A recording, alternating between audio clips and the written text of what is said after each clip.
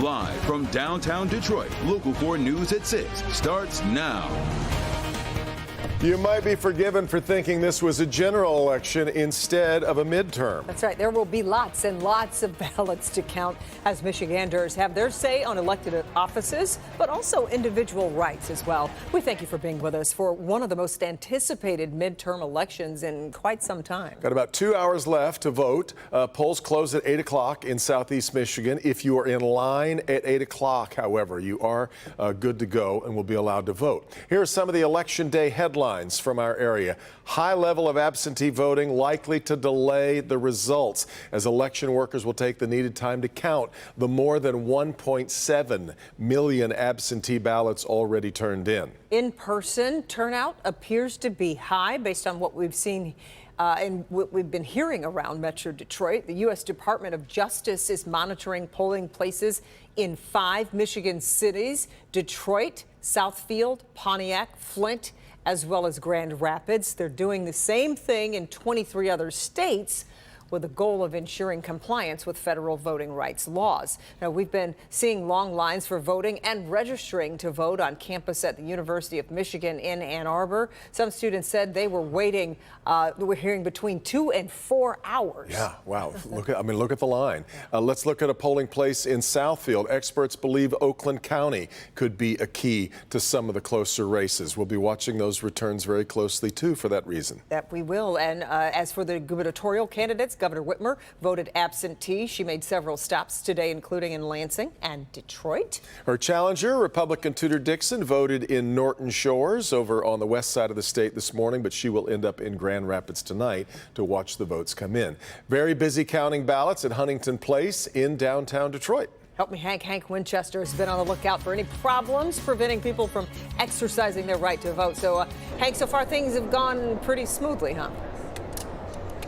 So far, so good. The counting is underway here in downtown Detroit. Let me show you exactly what's going on. So far, about 63,000 absentee ballots have already been counted. Now, that's going on, and that's the progress that's been made because of some changes to state law allowing these workers to get a jump start on this. They are hoping to have most of it wrapped up by midnight tonight. As you mentioned, only a few problems, isolated issues that we're aware of throughout Metro Detroit, and for the most part, people that have reached out to help me, Hank, have been able to go back to their precinct, their polling location, and they've been able to vote.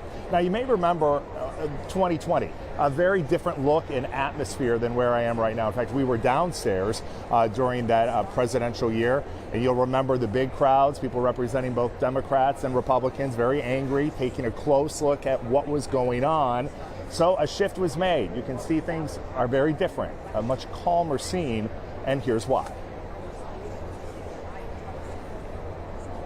This is the room where votes have been counted in Detroit for a really long time. The only reason why the counting board was located on the first floor, the basement, so to speak, of the venue, is because the main floor was set up to be a field hospital in case it was needed for COVID. So that forced the count operation to go downstairs. The plan all along was to have it move back upstairs, and so here we are in its usual place. What a difference a few years makes, right? I mean, in 2020, this was all hospital beds. That is why we were moved downstairs to that location. That was not ideal because it was very open and it caused a lot of issues with people, assuming things on both sides about what may have been happening as those ballots were being counted. Now, again, the polls open until 8 o'clock tonight. If you encounter any issues at all and you're unable to vote for any reason, I want to hear from you directly. We are in constant contact with state leaders to make sure that every single Michigander that wants to vote can do so tonight. The good news and the progress here at Huntington Place in downtown Detroit, progress being made. We're at about 63,000 votes already counted. They hope to have things wrapped up here tonight. We're live downtown. Hank Winchester, back to you. Glad things are going smoothly so far. Hank, we'll check back in with you throughout the night.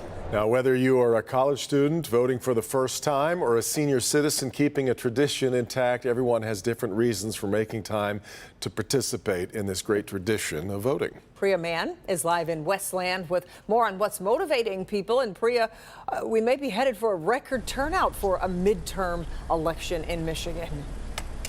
Yeah, that's right. Just take a look at the long lines over in Ann Arbor at the campus of University of Michigan. So many people coming out to vote. Here in Westland, there has been a steady stream throughout the day. Earlier today, I spoke with a 92-year-old woman who walks to her polling station every election, hasn't missed an election in 30 plus years. We were also talking to voters here in Westland, and they say there's a lot at stake. I'm a little nervous though. Why? Because they keep saying how everything's so close. I just hope everybody gets out there and votes. I'm nervous a little bit. With so much at stake this midterm, a steady stream of voters made their way into this polling station in Westland. I'm glad to see there's so many people here. Yeah. You know, that makes me feel better. I was very excited how welcoming they were to you, you know, and everybody's paying attention to everybody. And that's the best part about it. Thank you. In Detroit, this retired high school science teacher has been walking to her polling station for decades. I just thought that this is something we should do, and I've been here every year. I didn't skip a year because if you don't participate, then you don't know what's going on. 92-year-old Lillian L. Smith always comes prepared.